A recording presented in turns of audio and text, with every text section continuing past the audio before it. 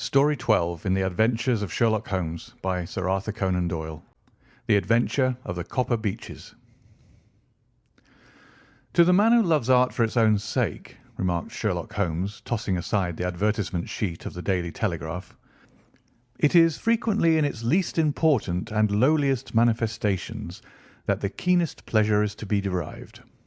It is pleasant to me to observe, Watson, that you have so far grasped this truth, that in these little records of our cases which you have been good enough to draw up, and I am bound to say, occasionally to embellish, you have given prominence not so much to the many causes célèbres and sensational trials in which I have figured, but rather to those incidents which may have been trivial in themselves, but which have given room for those faculties of deduction and of logical synthesis which I have made my special province." "And yet," said I, smiling, "I cannot quite hold myself absolved from the charge of sensationalism which has been urged against my records." "You have erred, perhaps," he observed, taking up a glowing cinder with the tongs and lighting with it the long cherry-wood pipe which was wont to replace his clay when he was in a disputatious rather than a meditative mood. "You have erred, perhaps, in attempting to put colour and life into each of your statements, instead of confining yourself to the task of placing upon record that severe reasoning from cause to effect which is really the only notable feature about the thing." "It seems to me that I have done you full justice in the matter," I remarked with some coldness, for I was repelled by the egotism which I had more than once observed to be a strong factor in my friend's singular character. "No, it is not selfishness or conceit," said he, answering, as was his wont, my thoughts rather than my words. "If I claim full justice for my art, it is because it is an impersonal thing, a thing beyond myself. Crime is common, logic is rare. Therefore it is upon the logic rather than upon the crime that you should dwell. You have degraded what should have been a course of lectures into a series of tales." It was a cold morning of the early spring, and we sat after breakfast on either side of a cheery fire in the old room at Baker Street. A thick fog rolled down between the lines of dun-coloured houses, and the opposing windows loomed like dark, shapeless blurs through the heavy yellow wreaths. Our gas was lit and shone on the white cloth and glimmer of china and metal, for the table had not been cleared yet. Sherlock Holmes had been silent all the morning, dipping continuously into the advertisement columns of a succession of papers, until at last, having apparently given up his search, he had emerged in no very sweet temper to lecture me upon my literary shortcomings. "At the same time," he remarked after a pause, during which he had sat puffing at his long pipe and gazing down into the fire, "you can hardly be open to a charge of sensationalism, for out of these cases which you have been so kind as to interest yourself in, a fair proportion do not treat of crime in its legal sense at all. The small matter in which I endeavoured to help the King of Bohemia, the singular experience of Miss Mary Sutherland, the problem connected with the man with the twisted lip, and the incident of the noble bachelor, were all matters which are outside the pale of the law. But in avoiding the sensational, I fear that you may have bordered on the trivial." "The end may have been so," I answered, "but the methods I hold to have been novel and of interest." "Pshaw, my dear fellow, what do the public, the great unobservant public, who could hardly tell a weaver by his tooth or a compositor by his left thumb, care about the finer shades of analysis and deduction? But indeed, if you are trivial, I cannot blame you, for the days of the great cases are past. Man, or at least criminal man, has lost all enterprise and originality. As to my own little practice, it seems to be degenerating into an agency for recovering lost lead pencils and giving advice to young ladies from boarding schools. I think that I have touched bottom at last, however. This note I had this morning marks my 0 point, I fancy. Read it." He tossed a crumpled letter across to me. It was dated from Montague Place upon the preceding evening, and ran thus: "Dear Mr. Holmes, I am very anxious to consult you as to whether I should or should not accept a situation which has been offered to me as governess. I shall call at 10:30 to-morrow, if I do not inconvenience you. Yours faithfully, Violet Hunter." "Do you know the young lady?" I asked. "Not I." "It is 10:30 now." "Yes, and I have no doubt that is her ring." "It may turn out to be of more interest than you think. You remember that the affair of the blue carbuncle, which appeared to be a mere whim at first, developed into a serious investigation. It may be so in this case also." "Well, let's hope so. But our doubts will very soon be solved, for here, unless I am much mistaken, is the person in question." As he spoke, the door opened, and a young lady entered the room. She was plainly but neatly dressed, with a bright, quick face, freckled like a plover's egg, and with the brisk manner of a woman who has had her own way to make in the world. "You will excuse me for troubling you, I am sure," said she, as my companion rose to greet her. "But I have had a very strange experience, and as I have no parents or relations of any sort from whom I could ask advice, I thought that perhaps you would be kind enough to tell me what I should do." "Pray take a seat, Miss Hunter. I shall be happy to do anything that I can to serve you." I could see that Holmes was favourably impressed by the manner and the speech of his new client. He looked her over in his searching fashion, and then composed himself, with his lids drooping and his finger-tips together, to listen to her story. "I have been a governess for 5 years," said she, "in the family of Colonel Spence Munro, but 2 months ago the colonel received an appointment at Halifax, in Nova Scotia, and took his children over to America with him, so that I found myself without a situation. I advertised and I answered advertisements, but without success. At last the little money which I had saved began to run short, and I was at my wits' end as to what I should do. There is a well-known agency for governesses in the West End, called Westaway's, and there I used to call about once a week, in order to see whether anything had turned up which might suit me. Westaway was the name of the founder of the business, but it is really managed by Miss Stoper.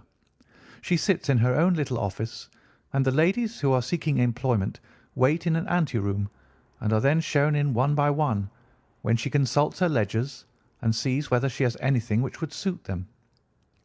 Well, when I called last week, I was shown into the little office as usual, but I found that Miss Stoper was not alone. A prodigiously stout man, with a very smiling face and a great heavy chin which rolled down in fold upon fold over his throat, sat at her elbow with a pair of glasses on his nose, looking very earnestly at the ladies who entered. As I came in, he gave quite a jump in his chair and turned quickly to Miss Stoper. "That will do," said he. "I could not ask for anything better. Capital! Capital!" He seemed quite enthusiastic, and rubbed his hands together in the most genial fashion. He was such a comfortable-looking man that it was quite a pleasure to look at him. "You are looking for a situation, miss?" he asked. "Yes, sir." "As governess?" "Yes, sir." "And what salary do you wish?" "I had £4 a month in my last place with Colonel Spence Munro." "Oh, tut, tut! Sweating, rank sweating!" he cried, throwing his fat hands out into the air like a man who is in a boiling passion. "How could anyone offer so pitiful a sum to a lady with such attractions and accomplishments?" "My accomplishments, sir, may be less than you imagine," said I. "A little French, a little German, music, and drawing." "Tut, tut!" he cried. "This is all quite beside the question. The point is, have you or have you not the bearing and deportment of a lady? There it is in a nutshell. If you have not, you are not fitted for the rearing of a child who may some day play a considerable part in the history of the country. But if you have, why, then how could any gentleman ask you to condescend to accept anything under the 3 figures? Your salary with me, madam, would commence at £100 a year." You may imagine, Mr. Holmes, that to me, destitute as I was, such an offer seemed almost too good to be true. The gentleman, however, seeing perhaps the look of incredulity upon my face, opened a pocket-book and took out a note. "It is also my custom," said he, smiling in the most pleasant fashion, until his eyes were just two little shining slits amid the white creases of his face, "to advance to my young ladies half their salary beforehand, so that they may meet any little expenses of their journey and their wardrobe." It seemed to me that I had never met so fascinating and so thoughtful a man. As I was already in debt to my tradesmen, the advance was a great convenience. And yet there was something unnatural about the whole transaction, which made me wish to know a little more before I quite committed myself. "May I ask you where you live, sir?" said I. "Hampshire. Charming rural place. The Copper Beeches. 5 miles on the far side of Winchester. It is the most lovely country, my dear young lady, and the dearest old country house." "And my duties, sir? I should be glad to know what they would be." "One child, one dear little romper, just 6 years old. Oh, if you could see him killing cockroaches with a slipper. Smack, smack, smack. 3 gone before you could wink." He leaned back in his chair and laughed his eyes into his head again. I was a little startled at the nature of the child's amusement, but the father's laughter made me think that perhaps he was joking. "My sole duties, then," I asked, "are to take charge of a single child?" "No, no, not the soul, not the soul, my dear young lady," he cried. "Your duty would be, as I am sure your good sense would suggest, to obey any little commands my wife might give, provided always that they were such commands as a lady might with propriety obey. You see no difficulty, eh?" "I should be happy to make myself useful." "Quite so. In dress now, for example. We are faddy people, you know. Faddy but kind-hearted. If you were asked to wear any dress which we might give you, you would not object to our little whim, eh?" "No," said I, considerably astonished at his words. "Or to sit here or sit there, that would not be offensive to you?" "Oh, no." "Or to cut your hair quite short before you come to us?" I could hardly believe my ears. As you may observe, Mr. Holmes, my hair is somewhat luxuriant, and of a rather peculiar tint of chestnut. It has been considered artistic. I could not dream of sacrificing it in this off-hand fashion. "I am afraid that this is quite impossible," said I. He had been watching me eagerly out of his small eyes, and I could see a shadow pass over his face as I spoke. "I am afraid that it is quite essential," said he. "It is a little fancy of my wife's, and ladies' fancies, you know, madam. Ladies' fancies must be consulted. And so you won't cut your hair?" "No, sir, I really could not," I answered firmly. "Oh, well, very well then. That quite settles the matter. It is a pity, because in other respects you would really have done very nicely. In that case, Miss Stoper, I had best inspect a few more of your young ladies." The manageress had sat all this while busy with her papers, without a word to either of us, but she glanced at me now with so much annoyance upon her face that I could not help suspecting that she had lost a handsome commission through my refusal. "Do you desire your name to be kept upon the books?" she asked. "If you please, Miss Stoper." "Well, really, it seems rather useless, since you refuse the most excellent offers in this fashion," said she sharply. "You can hardly expect us to exert ourselves to find another such opening for you. Good day to you, Miss Hunter." She struck a gong upon the table, and I was shown out by the page. Well, Mr. Holmes, when I got back to my lodgings and found little enough in the cupboard and 2 or 3 bills upon the table, I began to ask myself whether I had not done a very foolish thing. After all, if these people had strange fads and expected obedience on the most extraordinary matters, they were at least ready to pay for their eccentricity. Very few governesses in England are getting £100 a year. Besides, what use was my hair to me? Many people are improved by wearing it short, and perhaps I should be among the number. Next day I was inclined to think that I had made a mistake, and by the day after I was sure of it. I had almost overcome my pride so far as to go back to the agency and inquire whether the place was still open, when I received this letter from the gentleman himself. I have it here, and I will read it to you. The Copper Beeches, near Winchester. Dear Miss Hunter, Miss Stoper has very kindly given me your address, and I write from here to ask you whether you have reconsidered your decision. My wife is very anxious that you should come, for she has been much attracted by my description of you. We are willing to give £30 a quarter, or £120 a year, so as to recompense you for any little inconvenience which our fads may cause you. They are not very exacting after all. My wife is fond of a particular shade of electric blue, and would like you to wear such a dress indoors in the morning. You need not, however, go to the expense of purchasing one, as we have one belonging to my dear daughter Alice, now in Philadelphia, which would, I should think, fit you very well. Then, as to sitting here or there, or amusing yourself in any manner indicated, that need cause you no inconvenience.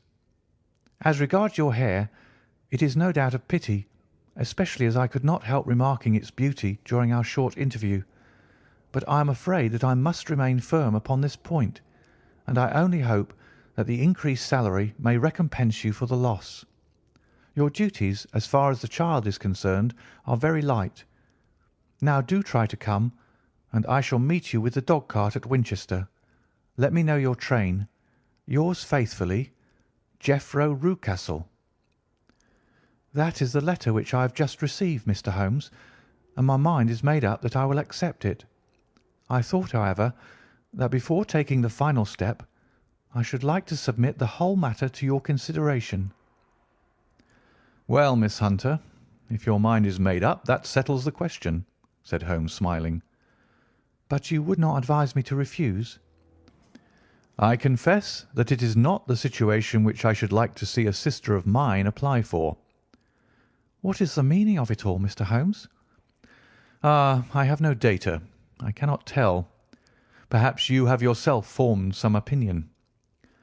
Well, there seems to me to be only one possible solution. Mr. Rucastle seemed to be a very kind, good-natured man. Is it not possible that his wife is a lunatic, that he desires to keep the matter quiet for fear she should be taken to an asylum, and that he humours her fancies in every way in order to prevent an outbreak? That is a possible solution. In fact, as matters stand, it is the most probable one. But in any case it does not seem to be a nice household for a young lady. But the money, Mr. Holmes, the money.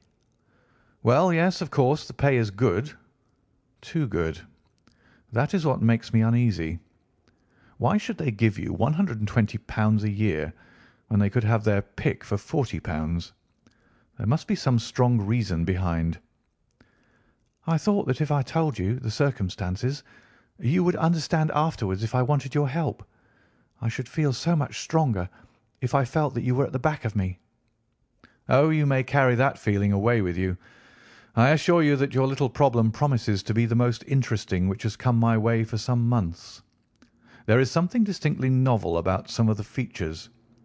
If you should find yourself in doubt or in danger— Danger? What danger do you foresee? Holmes shook his head gravely. It would cease to be a danger if we could define it, said he. But at any time, day or night, a telegram would bring me down to your help. That is enough. She rose briskly from her chair with the anxiety all swept from her face. I shall go down to Hampshire quite easy in my mind now.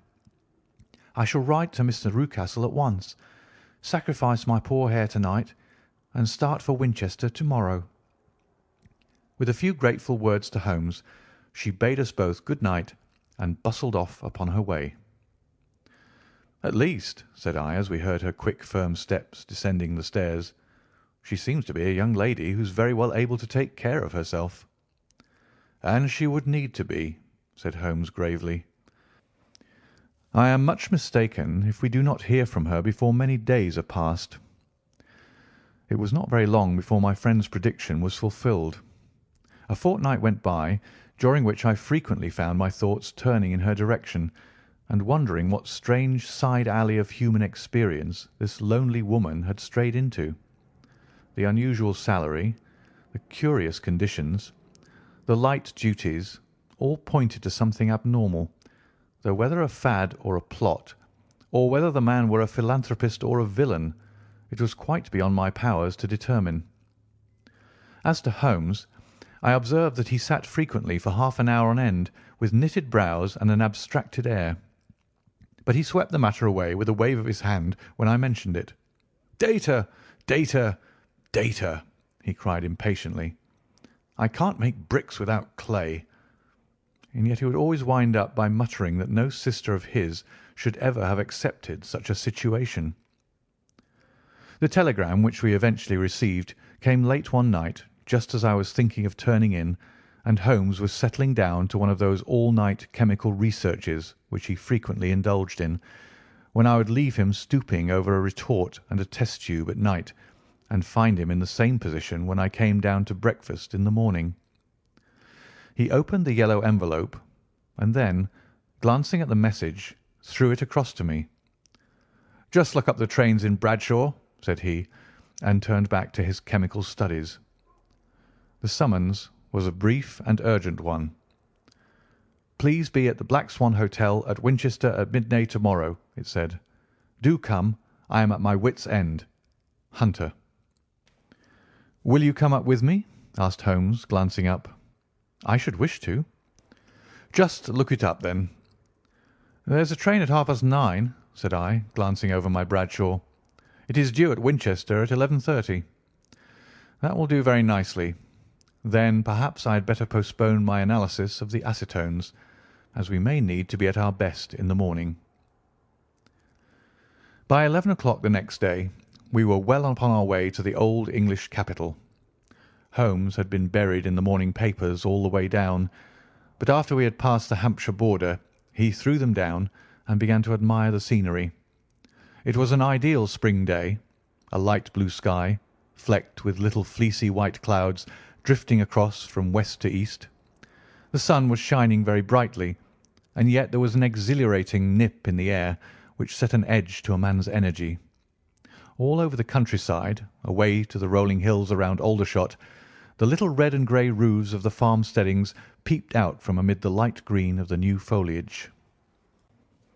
"Are they not fresh and beautiful?" I cried with all the enthusiasm of a man fresh from the fogs of Baker Street. But Holmes shook his head gravely.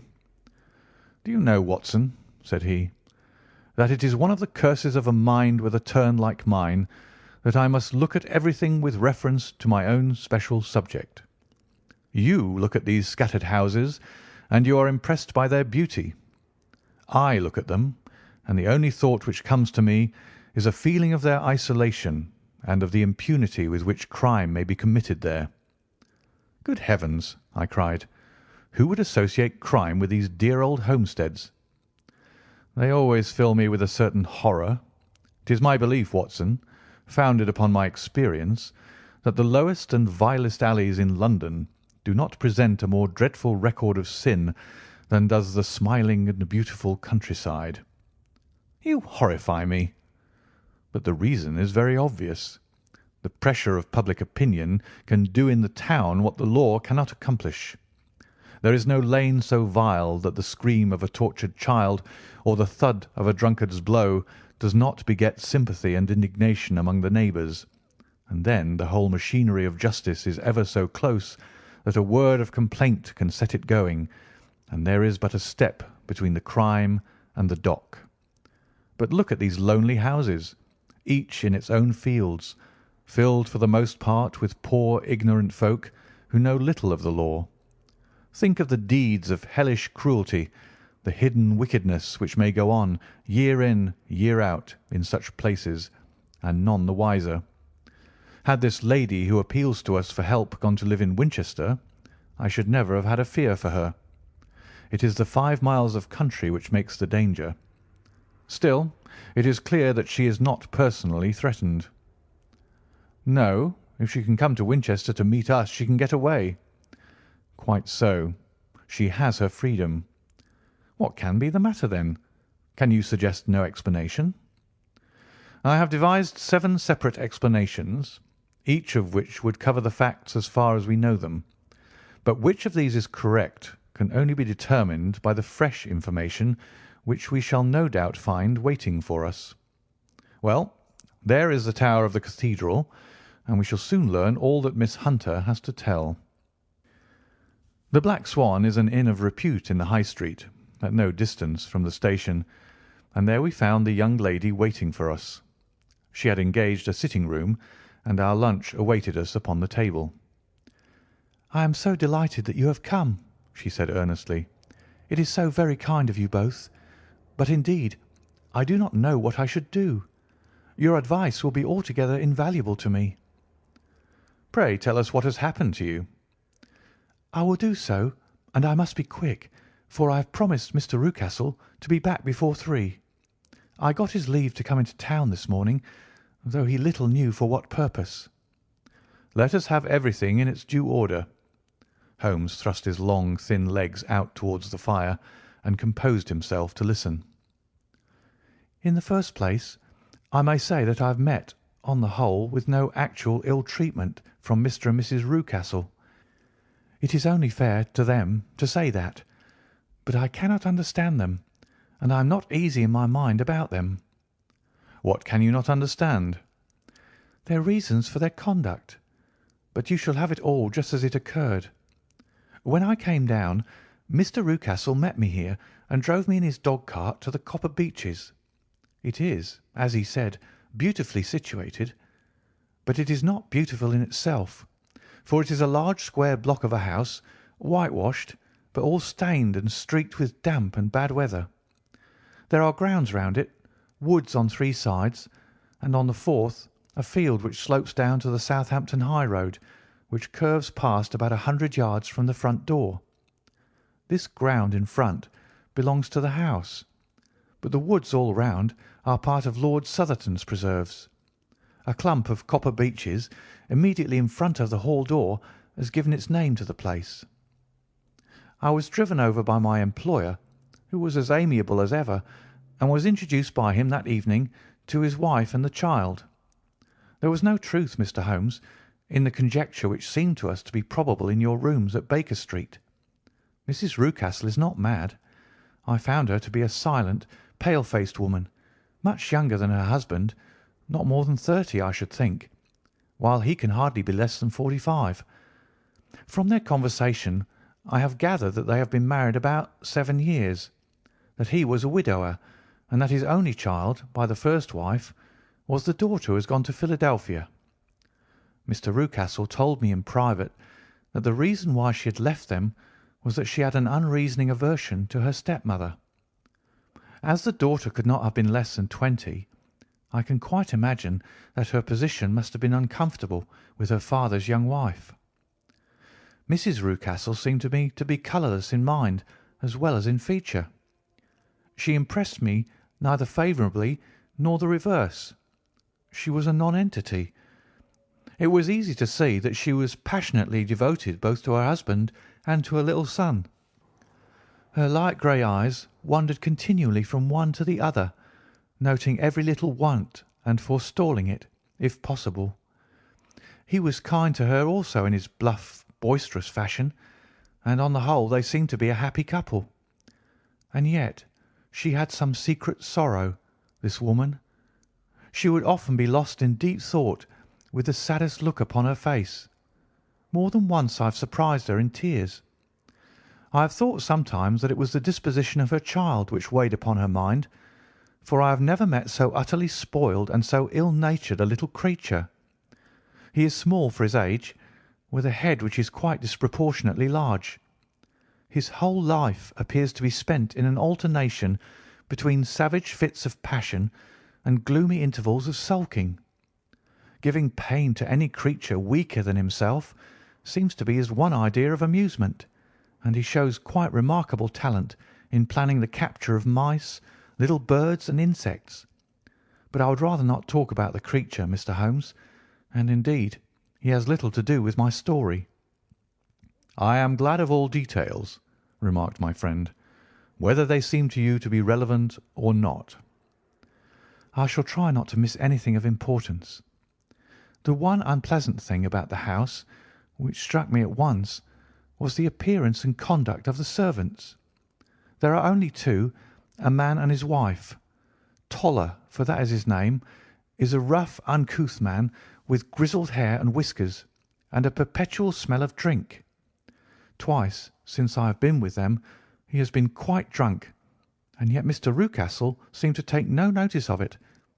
His wife is very tall and a strong woman with a sour face, as silent as Mrs. Rucastle, and much less amiable.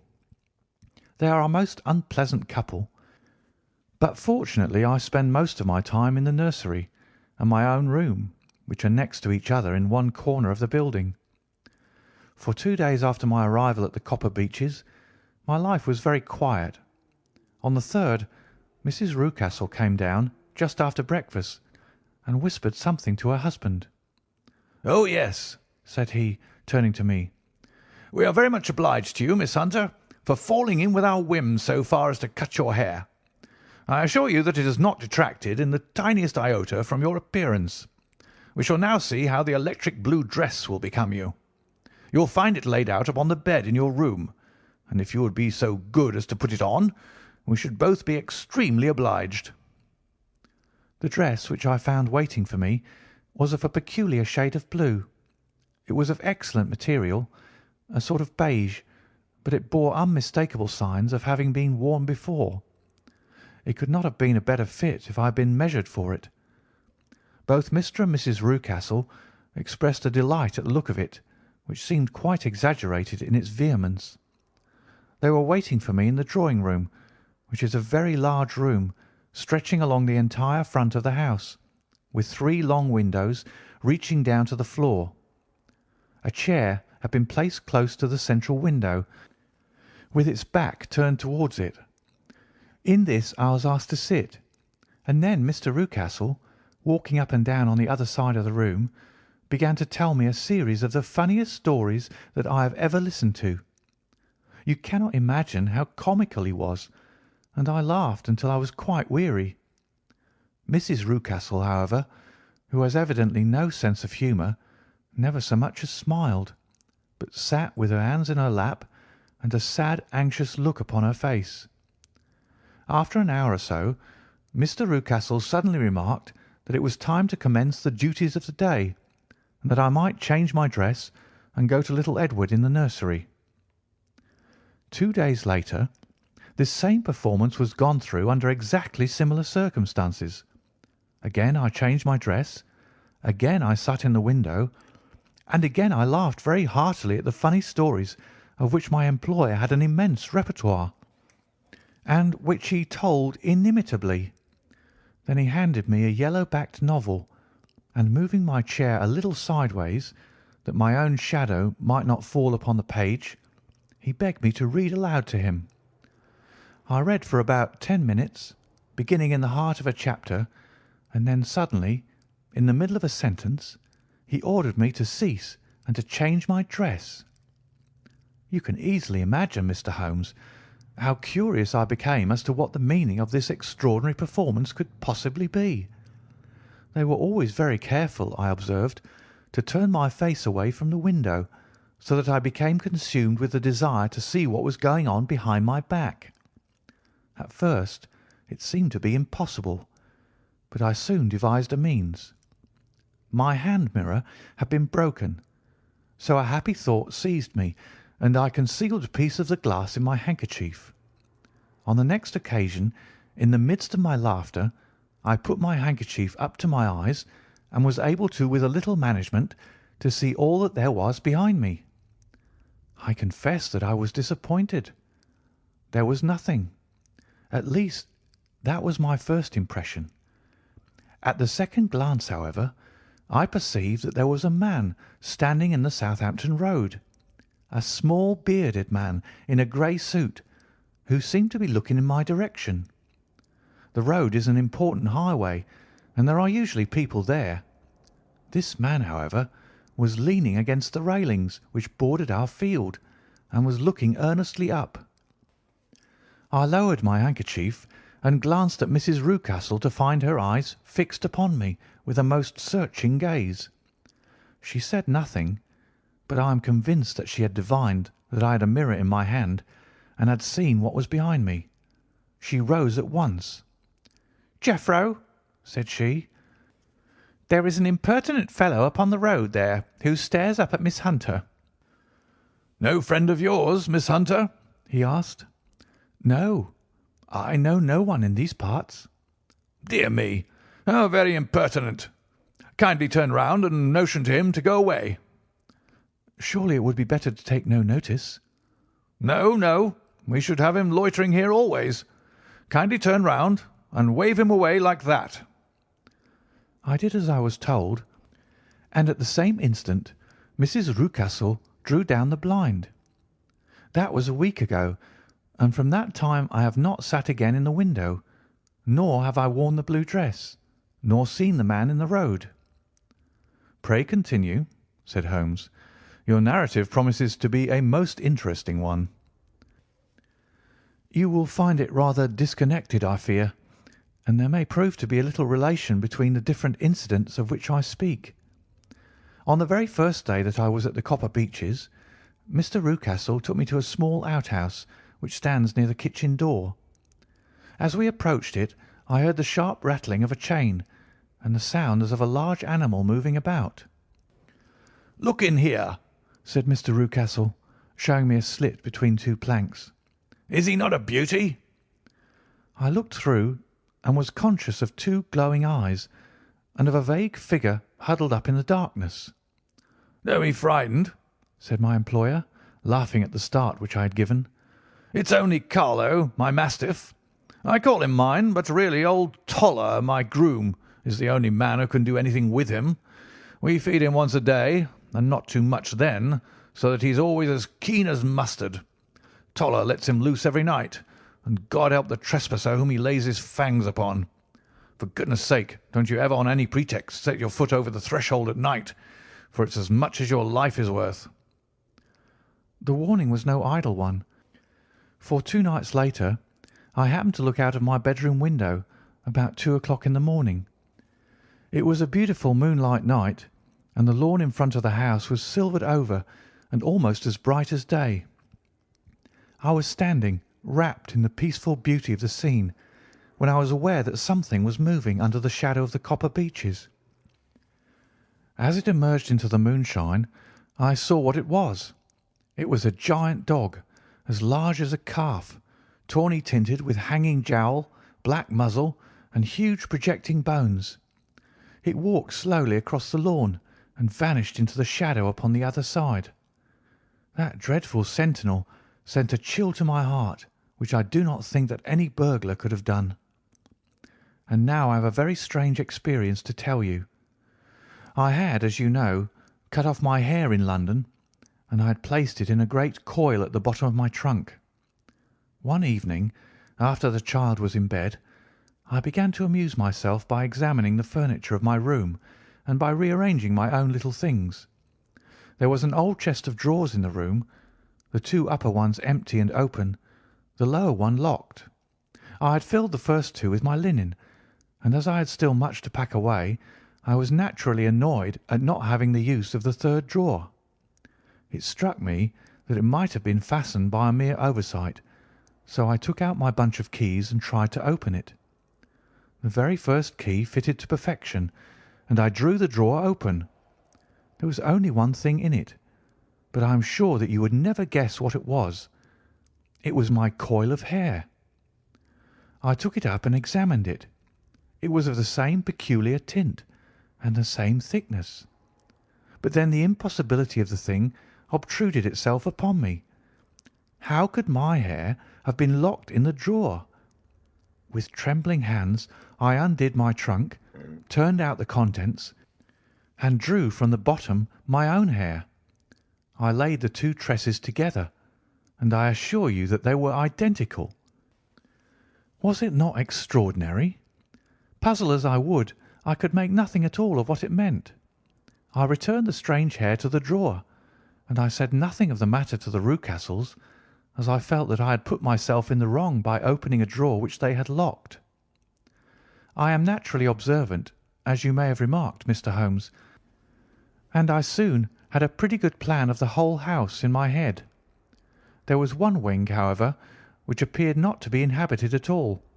A door which faced that which led into the quarters of the Tollers opened into this suite, but it was invariably locked. One day, however, as I ascended the stair, I met Mr. Rucastle coming out through this door, his keys in his hand, and a look on his face which made him a very different person to the round, jovial man to whom I was accustomed. His cheeks were red, his brow was all crinkled with anger, and the veins stood out at his temples with passion. He locked the door and hurried past me without a word or a look. This aroused my curiosity, so when I went out for a walk in the grounds with my charge, I strolled round to the side from which I could see the windows of this part of the house. There were 4 of them in a row, 3 of which were simply dirty, while the 4th was shuttered up. They were evidently all deserted. As I strolled up and down, glancing at them occasionally, Mr. Rucastle came out to me, looking as merry and jovial as ever. "Ah," said he, "you must not think me rude if I pass you without a word, my dear young lady. I was preoccupied with business matters." I assured him that I was not offended. "By the way," said I, "you seem to have quite a suite of spare rooms up there, and one of them has the shutters up." He looked surprised and, as it seemed to me, a little startled at my remark. "Photography is one of my hobbies," said he. "I have made my dark room up there. But, dear me, what an observant young lady we have come upon. Who would have believed it? Who would have ever believed it?" He spoke in a jesting tone, but there was no jest in his eyes as he looked at me. I read suspicion there and annoyance, but no jest. Well, Mr. Holmes, from the moment that I understood that there was something about that suite of rooms which I was not to know, I was all on fire to go over them. It was not mere curiosity, though I have my share of that. It was more a feeling of duty, a feeling that some good might come from my penetrating to this place. They talk of woman's instinct. Perhaps it was woman's instinct which gave me that feeling. At any rate, it was there, and I was keenly on the lookout for any chance to pass the forbidden door. It was only yesterday that the chance came. I may tell you that besides Mr. Rucastle, both Toller and his wife find something to do in these deserted rooms, and I once saw him carrying a large black linen bag with him through the door. Recently he has been drinking hard, and yesterday evening he was very drunk, and when I came upstairs there was the key in the door. I have no doubt at all that he had left it there. Mr. and Mrs. Rucastle were both downstairs, and the child was with them, so that I had an admirable opportunity. I turned the key gently in the lock, opened the door, and slipped through. There was a little passage in front of me, unpapered and uncarpeted, which turned at a right angle at the farther end. Round this corner were 3 doors in a line, the first and third of which were open. They each led into an empty room, dusty and cheerless, with 2 windows in the one and one in the other, so thick with dirt that the evening light glimmered dimly through them. The centre door was closed, and across the outside of it had been fastened one of the broad bars of an iron bed, padlocked at one end to a ring in the wall, and fastened at the other with stout cord. The door itself was locked as well, and the key was not there. This barricaded door corresponded clearly with the shuttered window outside, and yet I could see by the glimmer from beneath it that the room was not in darkness. Evidently there was a skylight which let in light from above. As I stood in the passage, gazing at the sinister door and wondering what secret it might veil, I suddenly heard the sound of steps within the room, and saw a shadow pass backward and forward against the little slit of dim light which shone out from under the door. A mad, unreasoning terror rose up in me at the sight, Mr. Holmes. My overstrung nerves failed me suddenly, and I turned and ran as though some dreadful hand were behind me, clutching at the skirt of my dress. I rushed down the passage, through the door, and straight into the arms of Mr. Rucastle, who was waiting outside. "So," said he, smiling, "it was you, then. I thought that it must be when I saw the door open."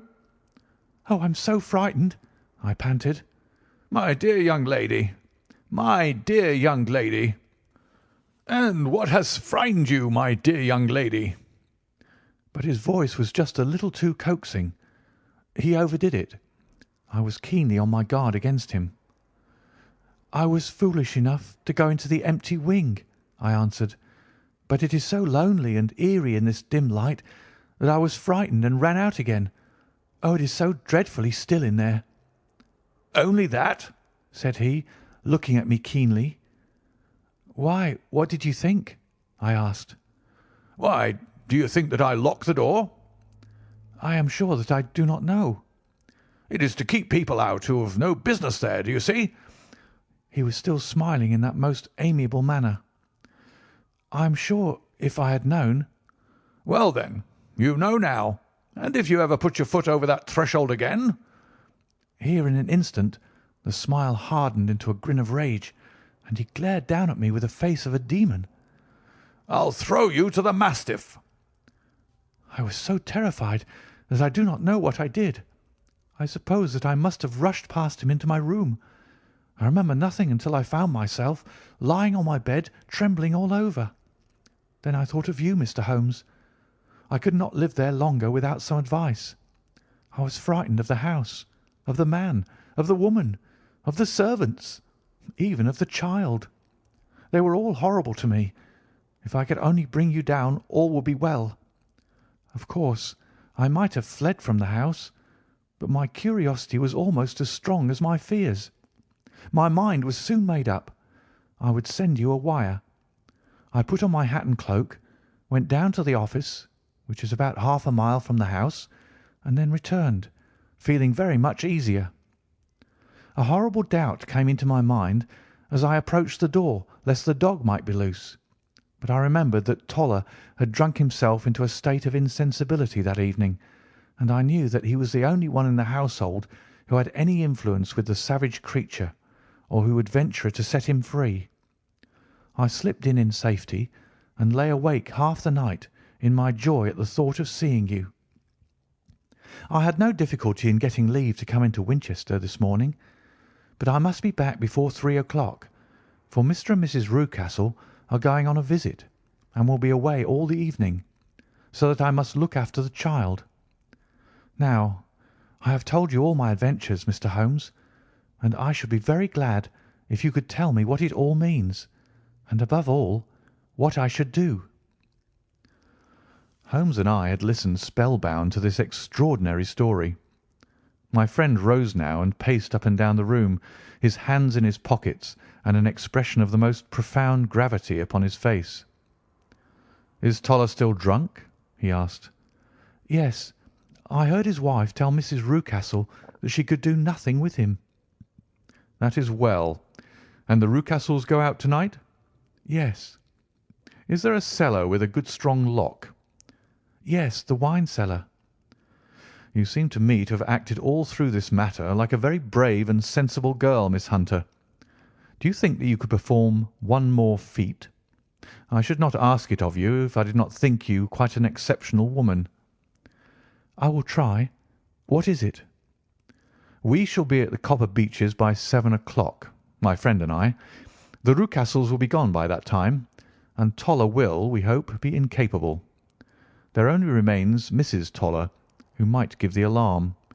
If you could send her into the cellar on some errand, and then turn the key upon her, you would facilitate matters immensely." "I will do it." "Excellent. We shall then look thoroughly into the affair. Of course, there is only one feasible explanation. You have been brought there to personate someone, and the real person is imprisoned in this chamber. That is obvious. As to who this prisoner is, I have no doubt that it is the daughter, Miss Alice Rucastle, if I remember right, who is said to have gone to America. You were chosen, doubtless, as resembling her in height, figure, and the colour of your hair. Hers have been cut off, very possibly in some illness through which she has passed, and so, of course, yours had to be sacrificed also. By a curious chance you came upon her tresses. The man in the road was undoubtedly some friend of hers, possibly her fiancé, and no doubt as you wore the girl's dress and were so like her, he was convinced from your laughter whenever he saw you, and afterwards from your gesture, that Miss Rucastle was perfectly happy and that she no longer desired his attentions. The dog is let loose at night to prevent him from endeavouring to communicate with her. So much is fairly clear. The most serious point in this case is the disposition of the child. "What on earth has that to do with it?" I ejaculated. "My dear Watson, you, as a medical man, are continually gaining light as to the tendencies of a child by the study of the parents. Don't you see that the converse is equally valid? I have frequently gained my first real insight into the character of parents by studying their children. This child's disposition is abnormally cruel, merely for cruelty's sake, and whether he derives this from his smiling father, as I should suspect, or from his mother, it bodes evil for the poor girl who is in their power." "I am sure that you are right, Mr. Holmes," cried our client. "A thousand things come back to me which make me certain that you have hit it. Oh, let us lose not an instant in bringing help to this poor creature." "We must be circumspect, for we are dealing with a very cunning man. We can do nothing until 7 o'clock. At that hour we shall be with you, and it will not be long before we solve the mystery." We were as good as our word, for it was just 7 when we reached the Copper Beeches. Having put up our trap at a wayside public house, the group of trees with their dark leaves shining like burnished metal in the light of the setting sun were sufficient to mark the house, even had Miss Hunter not been standing smiling on the doorstep. "Have you managed it?" asked Holmes. A loud thudding noise came from somewhere downstairs. "That is Mrs. Toller in the cellar," said she. "Her husband lies snoring on the kitchen rug. Here are his keys, which are the duplicates of Mr. Rucastle's." "You have done well indeed," cried Holmes with enthusiasm. "Now lead the way, and we shall soon see the end of this black business." We passed up the stair, unlocked the door, followed on down a passage, and found ourselves in front of the barricade which Miss Hunter had described. Holmes cut the cord and removed the transverse bar. Then he tried the various keys in the lock, but without success. No sound came from within, and at the silence Holmes' face clouded over. "I trust that we are not too late," said he. "I think, Miss Hunter, that we had better go in without you. Now, Watson, put your shoulder to it, and we shall see whether we cannot make our way in." It was an old rickety door, and gave at once before our united strength. Together we rushed into the room. It was empty. There was no furniture save a little pallet bed, a small table, and a basketful of linen. The skylight above was open, and the prisoner gone. "There has been some villainy here," said Holmes. "This beauty has guessed Miss Hunter's intentions and has carried his victim off." "But how?" "Through the skylight. We shall soon see how he managed it. He swung himself up onto the roof. Ah, yes," he cried. "Here's the end of a long, light ladder against the eaves. That is how he did it." "But it is impossible," said Miss Hunter. "The ladder was not there when the Rucastles went away." "He has come back and done it. I tell you that he is a clever and dangerous man. I should not be very much surprised if this were he whose step I hear now upon the stair. I think, Watson, that it would be as well for you to have your pistol ready." The words were hardly out of his mouth before a man appeared at the door of the room, a very fat and burly man with a heavy stick in his hand. Miss Hunter screamed and shrunk against the wall at the sight of him. But Sherlock Holmes sprang forward and confronted him. "You villain!" said he. "Where's your daughter?" The fat man cast his eyes around and then up at the open skylight. "It is for me to ask you that!" he shrieked. "You thieves! Spies and thieves! I have caught you, have I? You're in my power. I'll serve you!" He turned and clattered down the stairs as hard as he could go. "He's gone for the dog!" cried Miss Hunter. "I have my revolver," said I. "Better close the front door," cried Holmes, and we all rushed down the stairs together. We had hardly reached the hall when we heard the baying of a hound, and then a scream of agony with a horrible worrying sound which it was dreadful to listen to. An elderly man with a red face and shaking limbs came staggering out at a side door. "My God!" he cried. "Someone has loosed the dog. It's not been fed for 2 days. Quick, quick, or it'll be too late." Holmes and I rushed out and round the angle of the house, with Toller hurrying behind us. There was the huge famished brute, its black muzzle buried in Rucastle's throat, while he writhed and screamed upon the ground. Running up, I blew its brains out, and it fell over with its keen white teeth still meeting in the great creases of his neck. With much labour we separated them and carried him, living but horribly mangled, into the house. We laid him upon the drawing-room sofa, and having dispatched the sobered Toller to bear the news to his wife, I did what I could to relieve his pain. We were all assembled round him when the door opened and a tall, gaunt woman entered the room. "Mrs. Toller!" cried Miss Hunter. "Yes, miss. Mr. Rucastle let me out when he came back before he went up to you." "Ah, miss, it is a pity you didn't let me know what you were planning, for I would have told you that your pains were wasted." "Ha!" said Holmes, looking keenly at her. "It is clear that Mrs. Toller knows more about this matter than anyone else." "Yes, sir, I do, and I'm ready enough to tell what I know." "Then pray sit down and let us hear it, for there are several points on which I must confess that I am still in the dark." "I will soon make it clear to you," said she, "and I'd have done so before now if I could have got out from my cellar. If there's police court business over this, you'll remember that I was the one that stood your friend, and that I was Miss Alice's friend too. She was never happy at home, Miss Alice wasn't, from the time that her father married again. She was slighted like, and had no say in anything, but it never really became bad for her until after she met Mr. Fowler at a friend's house. As well as I could learn, Miss Alice had rights of her own by will, but she was so quiet and patient, she was, that she never said a word about them, but just left everything in Mr. Rucastle's hands. He knew he was safe with her, but when there was a chance of a husband coming forward who would ask for all that the law would give him, then her father thought it time to put a stop on it. He wanted her to sign a paper so that whether she married or not he could use her money. When she wouldn't do it, he kept on worrying her until she got brain fever, and for 6 weeks was at death's door. Then she got better at last, all worn to a shadow, and with her beautiful hair cut off, but that didn't make no change in her young man, and he stuck to her as true as a man could be." "Ah," said Holmes, "I think that what you have been good enough to tell us makes the matter fairly clear, and that I can deduce all that remains. Mr. Rucastle, then, I presume, took to this system of imprisonment." "Yes, sir." "And brought Miss Hunter down from London in order to get rid of the disagreeable persistence of Mr. Fowler." "That was it, sir."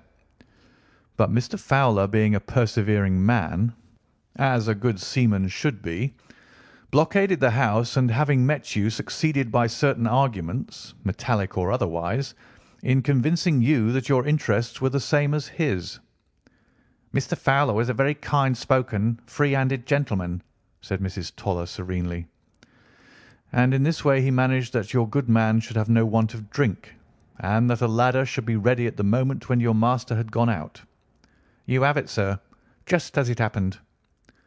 "I am sure we owe you an apology, Mrs. Toller," said Holmes, "for you have certainly cleared up everything which puzzled us. And here comes the country surgeon and Mrs. Rucastle, So I think, Watson, that we had best escort Miss Hunter back to Winchester, as it seems to me that our locus standi now is rather a questionable one." And thus was solved the mystery of the sinister house with the copper beeches in front of the door. Mr. Rucastle survived, but was always a broken man, kept alive solely through the care of his devoted wife. They still live with their old servants, who probably know so much of Rucastle's past life that he finds it difficult to part from them. Mr. Fowler and Miss Rucastle were married by special licence in Southampton the day after their flight, and he is now the holder of a government appointment in the island of Mauritius. As to Miss Violet Hunter, my friend Holmes, rather to my disappointment, manifested no further interest in her when once she had ceased to be the centre of one of his problems, and she is now the head of a private school at Walsall, where I believe that she has met with considerable success. End of The Adventure of the Copper Beeches, and the last story in The Adventures of Sherlock Holmes by Sir Arthur Conan Doyle. Read by David Clarke. Website bgdavid.wordpress.com and bgcoffee.net. Thank you for listening.